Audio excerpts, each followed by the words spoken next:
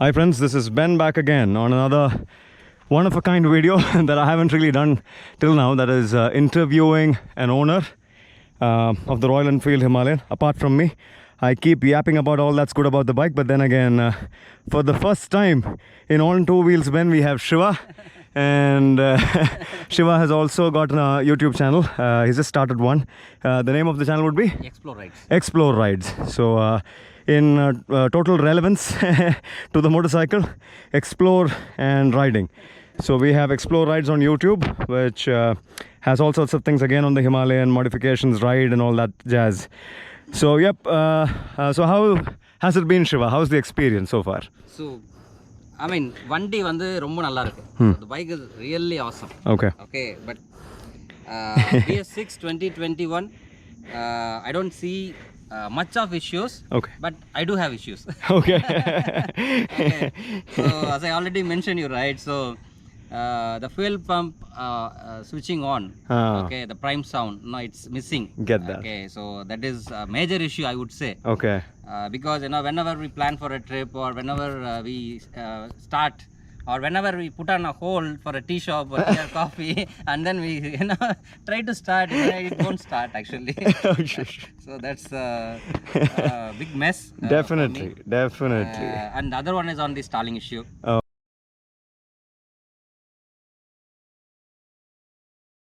Okay.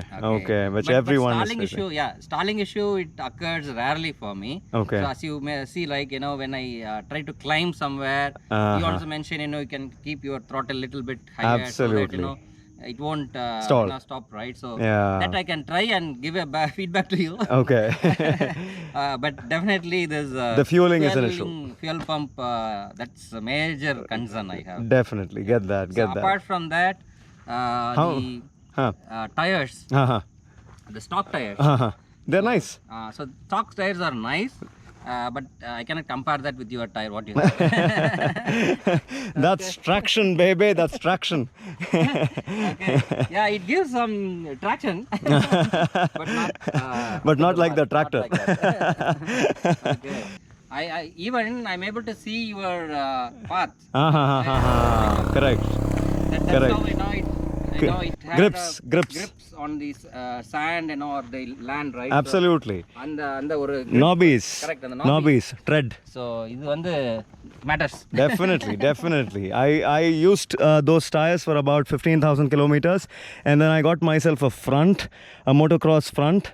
And then another 5,000 kilometers, I got myself a rear, which is about a 50-50. This is not exactly a hardcore 70-30. It's a 50-50 tire. Okay. What you see on the Himalayan is a 70-30. 70 road, 30 off-road. Yeah. Guessing this could also be in a proper adventure rider's language, a 90-10. But Royal Enfield sells it as a 70-30 enduro tire. And so how many kilometers have you done, Shiva? So far, it's done 2,300 kilometers. Not bad. So one service done. One service, 500 kilometer service done. So I just completed my running in period. Fantastic. I was waiting for that for so long. Right? Now you can rev. That's one purpose. I just came. Whatever happens, you don't care now, because you're done with all that boring running in phase. It's sick to be running in any motorcycle. 2,000 kilometers. On highways and all, running on 80s. It's very difficult. Absolutely. Very boring, right? At least we should cross 100, 510, something like that. Absolutely. What do you think is the cruising speed of your motorcycle? Super soft, comfortable cruising. Soft, I believe it should be around 90. 80 to 90 is where this is butter smooth. Yeah. And then at 100, what do you feel where do you feel vibrations? I feel vibration at 110. 110, where exactly? Handlebar, foot peg, body. Where do you feel the vibration getting in? I feel only at handlebars. Only the handlebars. Okay. I am not feeling at foot pegs. So then again, this is another important piece of information for all of you who think Royal Enfield engines are a little old school. They aren't. The Himalayan's engine is butter smooth. Yep. The vibrations that you feel in the handlebar is because of a lot of other factors, including one bed bolt that could be just a tad loose will get you vibrations on your handlebar and your chassis. So if your engine is butter smooth, you're definitely not going to be feeling anything on your legs. If you start feeling a lot of vibrations in your legs like the Harleys, then you can know that there's a bit of a problem with the engine. the engine is starting to become a little more dramatic, and the heavy crankshaft is starting to get to your legs. But this thing is very well counterbalanced and is super duper smooth. About 30,000 kilometers later, I can say that the engine is butter smooth. The only problem is that the other components, including a wrong bolt, a bolt design, chassis design, everything contributes to vibration on your handlebars.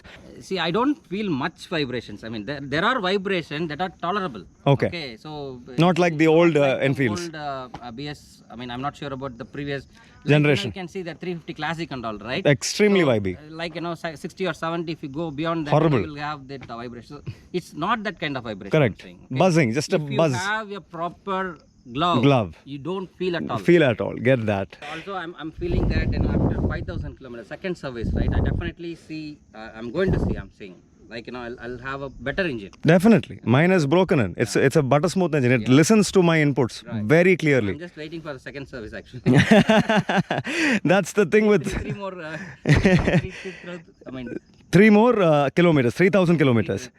3,000 kilometers, and Shiva will have his second service come up. But guys, another thing that I want to touch upon is the fact that Royal Enfield Himalayans are used, abused, thrashed by every single owner out there. If you, like I said again, if you buy it to do only office commuting, you will start hating the motorcycle, because this is not as smooth. The whole of it together is not as smooth as any KTM, Honda, Yamaha. But the thing is, if you start using this every day for what it is, wild runs, mountain climbing, rocks, ruts, beat the hell out of this machine, and you will start falling in love, more and more and more in love with the machine, and you will want to do more miles with this. Unlike the other motorcycles where you want to just quickly do some short trips and then sell it off and get another motorcycle and upgrade, this thing will keep you going. You want to do more and more with this. You want to keep exploring and pushing it to its limits. Fantastic easygoing motor on a new owner. Anything else? To make sure I'm seeing many of the new customers or new owners, they are not treating this good during the running in period. Correct. So that's very very, important. very must. Very Right? important. So first 2,000 kilometers, Absolutely. you should be very careful taking care of this motorcycle. Absolutely. 90% of the components have to set in, and you are talking about metal with nothing but oil as lubrication, a thin film of oil in between metal and metal components that are revving at thousands of RPMs a minute. So kindly understand how that works. You want things to bed in. In local language, we call it bedding in. So if you want things to settle down really, really well, be a little more sensible when you do the first 2,000 kilometers or 1,500 kilometers at the minimum. And by sensible, I don't mean go super soft and all the time over rev or under rev. If you have sufficient experience with riding, you will understand that the right RPMs at the right speed is what's more important than going slow.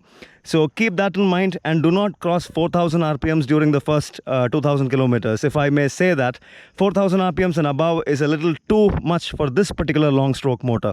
So be a little mindful of that. Yep. Any other point, Shiva, or we can wind up for the day? I think we can wind up for the day. So okay. Overall, I'm having a very good experience. Okay. Apart from the stalling issue. Okay. The pump prime issue. So rest all, I'm pretty much happy with this bike. Glad to hear that, is because I don't have to convince you guys again and again about how good this motorcycle is. Now, as far as priming, the fuel pump kicking in, there are two relays here. I am not able to spot which ones is because the relays are not marked. They don't have any branding on them, any labels on them to give me an indication. But there are two relays here, one which goes to the fuel pump and the other which is the ECU.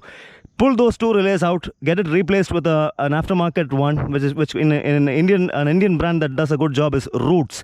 Get a Roots relays and swap those with two new ones from the market, and that should do it for you. As far as stalling goes, there's a lot of reasons for it. I've made a dedicated video on why these machines stall. Kindly give it some time before you start judging the motorcycle, but I'll come back to you on the stalling on the next video.